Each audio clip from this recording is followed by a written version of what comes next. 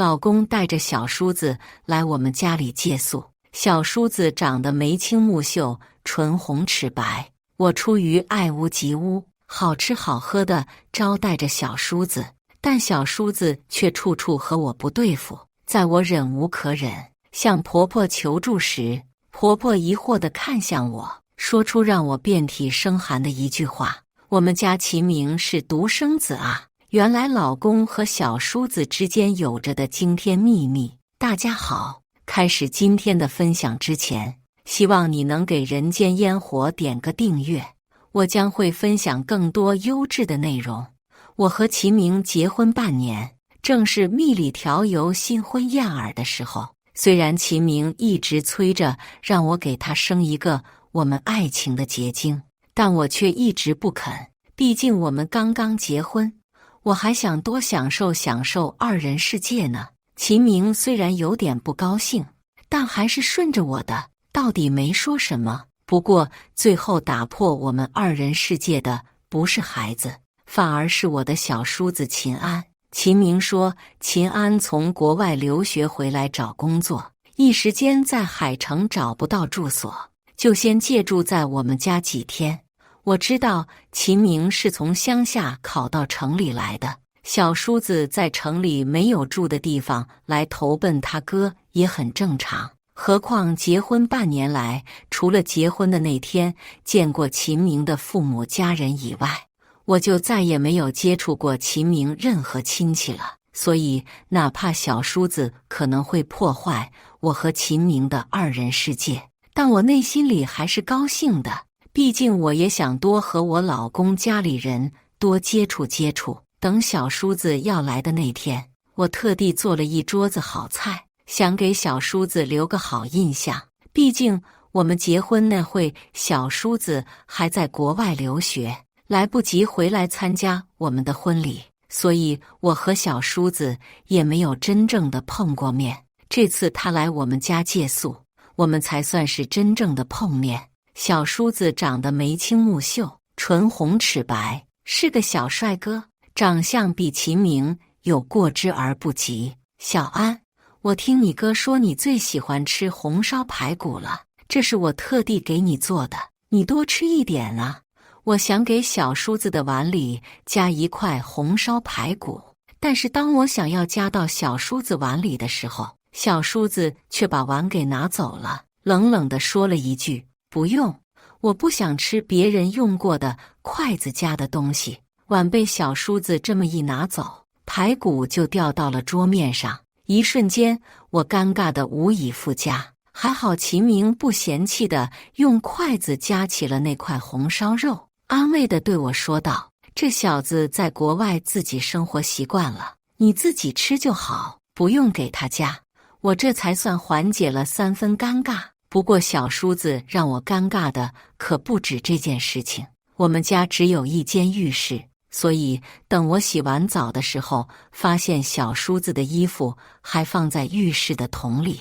想着我身为他的嫂子，能顺手就帮他顺手洗了吧。没想到等我拿着他的衣服准备洗的时候，他直接伸手抢过了我的衣服，并且高声喊道：你动我衣服干什么？你是不是有病？我被他呵斥了一声，瞬间就愣住了。我明明是好心想帮他洗衣服，却被他骂有病。小叔子说完这句话，可能也意识到了自己这样骂我不合适，用一种很复杂的眼神看着我，然后说了一句：我不需要你帮我干任何事情。我被他的眼神看得有些愣神。我总觉得这个远渡重洋回来的小叔子不仅对我没有尊重，反而还有淡淡的厌恶。但是之后的一件事却让我改变了想法。今晚是齐明的生日，每年齐明过生日的时候，我都会给他一个惊喜。我特地买了一件有些性感的黑色吊带睡衣，还在卫生间化了一个精致的妆。我甚至还高兴地哼起歌来，想等会儿齐明看见我这副打扮的时候有多么的惊艳。大概是我高兴的有些忘乎所以，忘记了小叔子现在也住在我的家里。我在厕所里面忘了锁门。我正把衣服脱下来想换成性感睡衣的时候，厕所门被打开了。我抬起头，看见小叔子正用一种奇怪的眼神看着我。我惊呼了一声：“啊！”我瞬间捂住了自己。我现在身上只穿着内衣裤，可以说是和裸着没有什么区别了。而小叔子并没有撞见嫂子没穿衣服的惊讶和羞涩，反而上下打量了我一眼，然后就把门关上了。我被吓得赶紧把睡衣穿上，然后披上外套，想赶紧回到自己的房间。但是当我打开厕所门的时候，小叔子居然没有回他的房间，反而靠在墙上，再次上下打量我。你穿成这样就是为了让我哥看？我没想到小叔子说的这么直白。我本来有些羞怯，但是想了想，我和秦明可是拿过结婚证的夫妻，有些夫妻情趣又怎么样？我就点点头，不好意思地说道：“你哥不是今天生日吗？”小叔子不知道为什么突然冷哼了一声，语调里面甚至带着淡淡的醋意。“哦，那你们玩得开心？”小叔子还特地加重了“哦”字。我摸不着头脑地回到了卧室。小叔子刚刚该不会是在吃醋吧？吃醋我抢走了他哥哥，可是我和他哥都谈恋爱好多年了呀。秦明从来没说过他弟弟因为他谈恋爱结婚吃醋啊。我实在是想不明白，所以我就打电话给我闺蜜小雪，跟她讲了事情的经过。闺蜜她妈就激动地跳了起来：“梦梦，你傻呀！你小叔子都那么大了，怎么可能吃嫂嫂抢走哥哥的醋啊？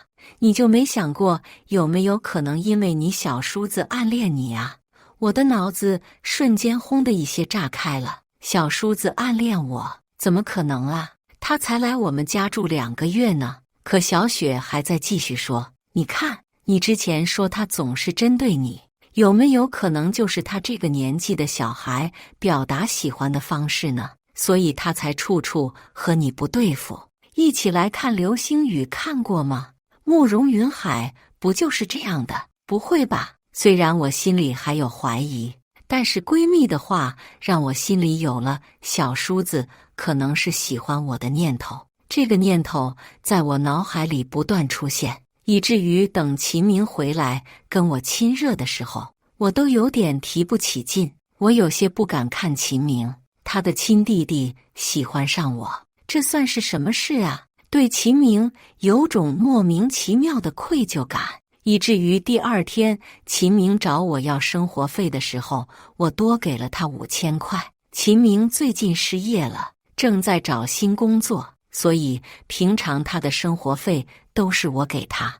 我决定去找小叔子说清楚，毕竟我心里只有秦明一个人，小叔子还是秦明的亲弟弟，于情于理我们都不可能在一起的。既然我不能回应小叔子的喜欢，那就得说清楚，不能让小叔子对我抱有什么不该有的感情。我特地挑了秦明不在家的时候，免得秦明听到我和小叔子的对话之后多想。小叔子平时不去上班的时候，就把自己一个人关在房间里面玩游戏。我伸手敲了敲小叔子的房间门，并没有人搭理我。我想可能是小叔子在打游戏没听到，就直接开门进到房间里去了。没想到小叔子并不在房间里面，我正打算走的时候，却看见了小叔子桌子上广东某大学的毕业证书。咦，小叔子不是在爱丁堡大学念了4年本科吗？桌子上怎么会有国内大学的毕业证书？难道这是小叔子朋友的？但是不知道为什么，我心里一直隐隐有个声音在一直告诉我，让我打开这本毕业证书，上面赫然写着秦安完成本科4年学业毕业。我心里狠狠一惊。我和秦明虽然结婚才半年，但是谈恋爱前前后后也有4、5年了，所以小叔子在爱丁堡读书的事情我一直都知道，也知道是秦明在负担他的学费。我当初知道这件事情的时候，还很心疼秦明那么辛苦工作，给弟弟攒留学学费，所以在恋爱约会的时候，我都尽量出钱。偶尔秦明钱不够的时候，还给他发红包。没想到小叔子根本没有在国外留学，我倒是没有怀疑秦明，我在怀疑小叔子是不是骗了秦明和秦明爸妈，说他在国外读书要花几十万的学费，实际上却是把那些钱给花到其他地方了。我着急忙慌地把小叔子的毕业证给拍了下来。正当我准备出房间门的时候，却撞上了正好回来的小叔子。小叔子看见我出现在他房间里，瞬间怒气上涌，冲我恶狠狠地喊道：“你来我房间干什么？你给我滚出去！”他瞬间冲到了书桌前面，仿佛要挡住什么东西似的。这个动作让我更加确定了，他就是故意欺骗秦明自己在国外上学。而小叔子见我愣在那里不动，直接过来把我推出门去，并且冲我不耐烦地吼道：“以后别进我房间！”我被他吼愣住了。小叔子这看起来可一点都不像是暗恋我的模样，反而讨厌我却是清晰可见。我饶是再蠢都能看得出来，小叔子根本不是喜欢我的样子。我打电话骂了我闺蜜小雪一顿，真是乱脑补。不过我还是得找机会和秦明说一下小叔子骗他的事情。秦明出差回来之后，又陷入了无限的忙碌之中，我根本找不到机会和他说小叔子的事情。这天好不容易秦明早回来，但却是喝得烂醉如泥。我叹了一口气，想着直接把我拍的照片发到秦明微信里吧，这样秦明第二天早上起来就能看见了。没想到在我给秦明发信息的时候，秦明的手机闪了闪。我打开秦明的手机看，却发现秦明手机不止我一条信息。我点开发现是小叔子给秦明发的信息。小叔子和秦明的微信聊天版面空空荡荡的，一看平时就不怎么聊天。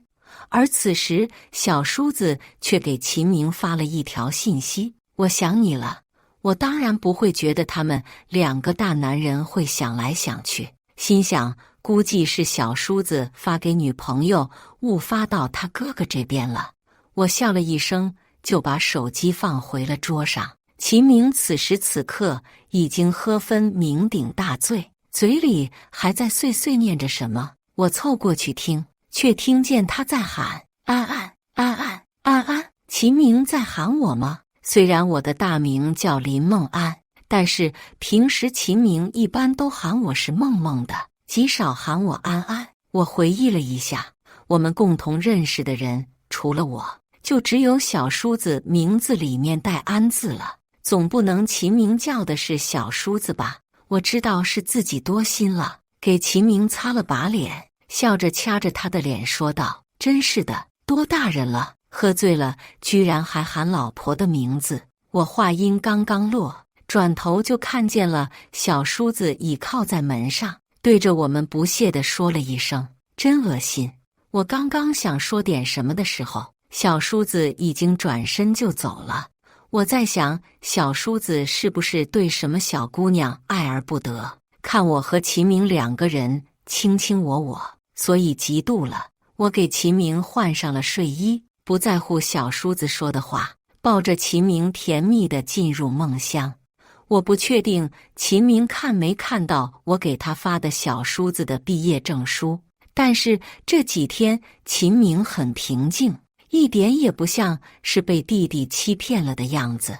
我决定找个机会再和秦明说说。不过小叔子最近肉眼可见的是对我态度越来越恶劣，只有我们两个人的时候，小叔子绝对不会吃我做的菜，看见我在做卫生的，甚至还会故意捣乱。我那天甚至还听到小叔子和别人打电话，张口闭口就是林梦安那个贱人。我不知道我到底哪里得罪了他。我后来想着，说不定是小叔子知道我把他不是国外留学的事情告诉给了秦明，小叔子估计是被秦明狠狠骂了一顿，这才对我这么恶劣。我容忍了他好几天，但是这天晚上，小叔子把他的那些狐朋狗友们带回来开 party， 开到凌晨，还开得我家遍地狼藉，甚至遍地都是火锅的红汤。我实在是忍受不了了，他根本不打算收拾，甚至也不叫一个保洁，就这么打算让我来收拾。我饶是脾气再好也忍不了了，我冲着他大喊：秦安，你给我收拾干净，不收拾干净就给我滚！我还给秦明打了一个电话，告诉了他现在家里的情况，告诉他要是秦安不收拾干净，就让秦安滚蛋。我气得直接去睡觉了。第二天早上起来，外面已经收拾干净了，只是我不知道是秦明收拾的还是秦安收拾的。但小叔子这么和我针锋相对也不是个办法。我婆婆是个很好相处的人，我想把她接到城里来，让婆婆当个说客，调解一下我和小叔子的关系。我没把和小叔子的争吵告诉婆婆，毕竟在电话里面说别人儿子坏话的事情，我做不出来。我问婆婆愿意不愿意来城里住几天玩一下，婆婆当然很高兴地应下来了。其实我们当初刚刚结婚的时候，婆婆就想搬来和我们一起住，我没什么意见，但是秦明表示了强烈的反对。他说不希望我受婆媳关系的苦。我还特别感动，觉得自己遇到了一个绝世好男人。我喊婆婆来，一是为了调节我和小叔子的关系，二是给小叔子和秦明一个惊喜。婆婆很喜欢待城里，于是我第二天就在车站接到了婆婆。我带她去吃好吃的，买新衣服，直接把老人家哄得眉开眼笑。把婆婆哄高兴了，我才开始讲正事。我有些不好意思地说道：妈，其实我有件事情想请你帮忙。婆婆正在试衣服，她红光满面地对我说：梦梦啊，你真是个孝顺孩子啊，给妈买了这么多衣服，你说你叫妈帮什么忙，妈都帮。看到婆婆这么高兴，我也就大着胆子说了：妈，就是我和秦安两个人可能有些什么误会，您能帮我和他调解一下吗？不然我们太尴尬了。婆婆立马应下来：你和小明两个人是恩爱夫妻，床头吵架床尾和的，有什么事情妈帮你和他说。我意识到婆婆可能听错了，我又说了一遍：妈，我说的是秦安，不是秦明。而这时候婆婆却疑惑地说道：梦梦啊，这个秦安是谁呀？我比她更疑惑，婆婆怎么连自己儿子的名字都不知道？妈，秦安是我小叔子啊，是秦明的亲弟弟呀。而这时候婆婆却说了一句让我遍体生寒的话：可是梦梦，秦明没有弟弟，我只有一个儿子啊。怎么会？我惊得站了起来。秦明是独生子，他居然没有弟弟，那秦安到底是谁？关注我，每天更新精彩故事。我惊得魂不守舍，许久之后才缓过来。婆婆没有必要骗我说秦明是个独生子，那小叔子到底是谁？还有秦明为什么要和小叔子两个人一起骗我？难道小叔子学历造假这件事情秦明也知道？这两个人是一起骗我的吗？那他们骗我的理由是什么呢？我和秦明恋爱5年，结婚半年，他何必这么骗我？我林梦安就差把心掏出来给他了。我脑子里面特别乱，等婆婆吓得大声喊我的时候，我才回过神来。我渐渐地平静了下来，我不能让婆婆这么快去我家，我要找个机会试探一下到底是谁在骗人。我把婆婆安排在家里附近的高级酒店里面，告诉她让她在酒店里面住一晚上，第二天再带她回去给齐明一个惊喜。婆婆向来是个见钱眼开的人，看见这么高级的酒店和吃食，立马就应下来，并且保证不告诉齐明她来城里。我是相信金钱对婆婆的诱惑力的。我一个人回了家，齐明今晚很早回家，一看见我就凑了过来。老婆，你今晚怎么这么晚回来呀？我随口扯了一个谎，我去看我爸妈了。齐明不疑有他，他和我聊了会儿天，就扑上来想要求欢，一边亲一边嘴里还嘟囔着：老婆，给我生个孩子吧，给我生个孩子吧。我心乱如麻，要是平时我肯定就配合秦明了，但是现在我都还不知道秦明和秦安两个人到底为什么要骗我，我根本没有心情和他做这种事情。于是我把秦明推开，假装自己已经精疲力尽的模样。老公，我累了，你就让我歇歇吧。还好秦明没有强迫我，只是说既然我没兴致的话，他就去秦安的房间和他打游戏了。我点了点头，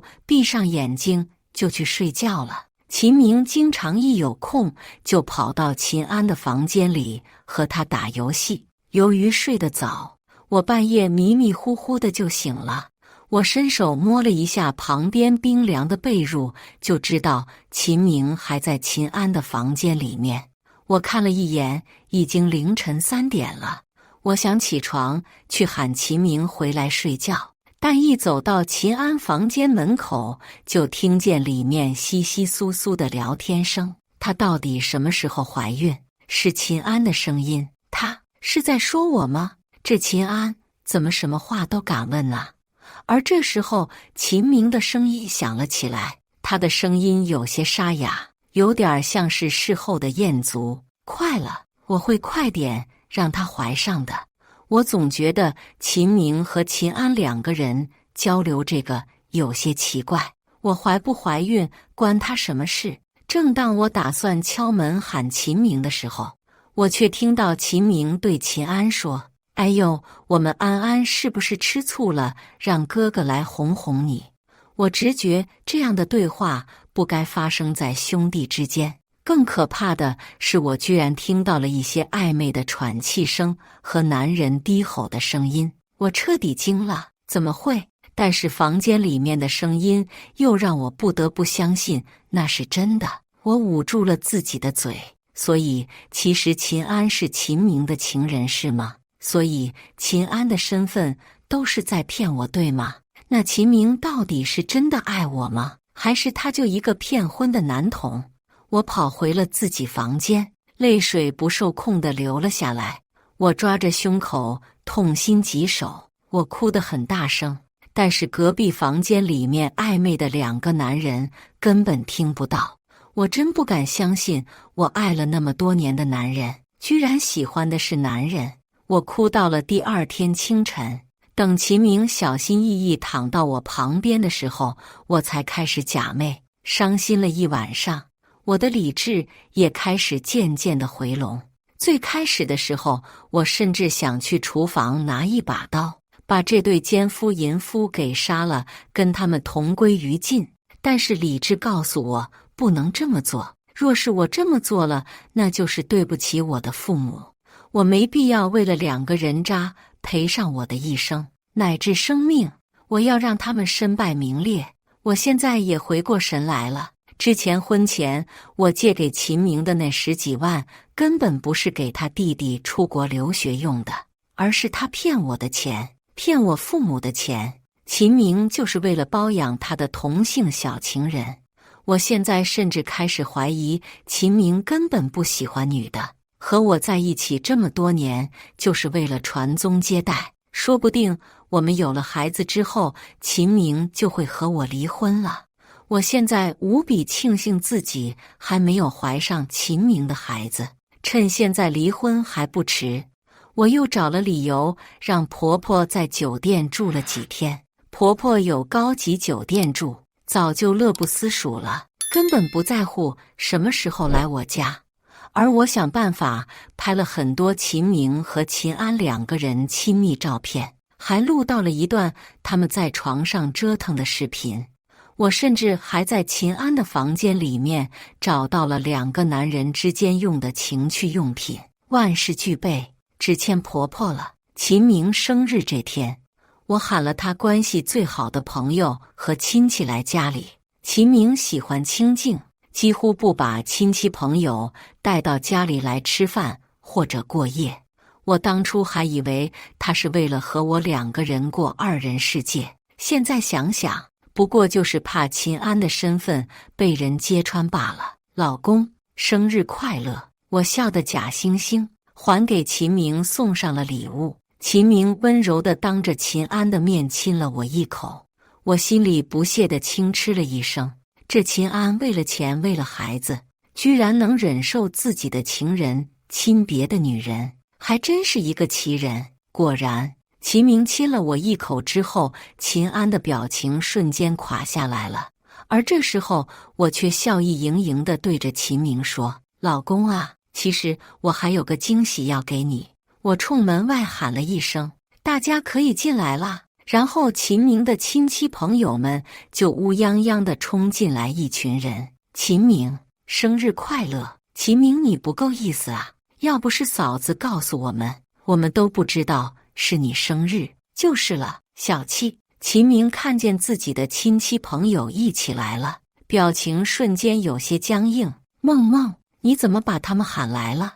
我假装看不出他的尴尬，牵着他的手笑道：“老公，你30岁生日，我想着热闹热闹你会开心。”看着秦明尴尬的脸，我笑得更高兴了。对了，老公，你还不知道吧？我把妈也喊来了，她可想你了。什么？秦明大喊一声，但这时候已经晚了。婆婆红光满面的从外面走了进来。哎呦，我的心肝啊！妈好久没看见你了，让妈抱抱。我看着秦明和婆婆两个人母子情深，我笑着说道：“妈，你别厚此薄彼，光抱秦明啊！你的二儿子安安不是也在吗？你也抱抱他呀！”婆婆不满地看了我一眼：“梦梦，你胡说八道什么呀？我哪来的二儿子？秦明是独生子。”肉眼可见，秦明和秦安两个人脸上瞬间慌张了起来，而我却笑得更开心了，并且指着秦安说道：“哦，是吗？那他是谁？”此时此刻，秦明的亲戚朋友也面面相觑，没有人认识秦安。秦明可是说他是他的亲弟弟呢。我轻嗤了一声，骗我是他的亲弟弟，其实是他的小情人。我此话一出，遍地惊雷，秦明的亲戚朋友们都露出不可置信的表情。我的话一出，秦明还没说什么，婆婆就开始维护她儿子了。林梦安，你胡说八道什么呢？我儿子怎么可能喜欢男人？哪怕婆婆前几天对我给他买东西再满意，他在关键的时候还是更向着他儿子的。何况这里亲朋好友那么多，他怎么可能会让自己儿子丢脸？可这些事情不是他不想就可以的。我笑着看着他们，眼里微微的有着些寒光。我拿起遥控器，打开了电视机，上面赫然是两个赤裸的男人交缠在一起。妈，你说你儿子怎么可能喜欢男人？那电视里面的男人不是你儿子喽？我嘲讽地看着他。此时此刻，秦明的亲戚朋友里面也爆发出了惊呼。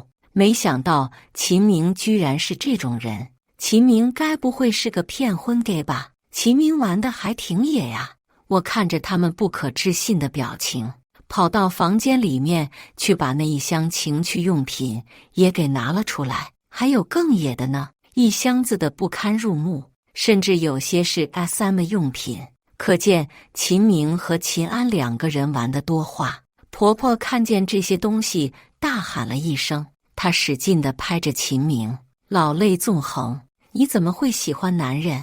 但到底秦明是自己儿子，婆婆舍不得真的责怪他，转头就和秦安2个人扭打在一起，边打还在边喊：“你这个狐狸精，你这个死男狐狸精，我打死你！”秦安就不是那种任人欺负的类型，反正已经丢人丢大发了，不管3七21，就和婆婆2个人扭打在一起。秦明看着亲戚朋友的震惊，还有婆婆和秦安2个人的扭打，怒吼道：“林梦安，你到底想干什么？”我看着秦明那张充满怒气的脸，冷冷地说道：“我不想干什么，我要和你这个恶心的人离婚。”我从包里拿出一张写满了数据的纸：“秦明，这些是你婚前向我借的钱，一共16万，不属于我们的夫妻共同财产，请你尽快还上，不然你就等着法院传票吧。还有，在我们这段婚姻里面，你属于过错方，我已经找好律师了，你等着开庭吧。”秦明看着我冷漠的脸，愤怒地说道：“林梦安，我们在一起这么多年，你至于闹得这么难看吗？”我看着这张我从前爱得不行的俊脸，之前的恋慕到现在只有厌恶和恶心。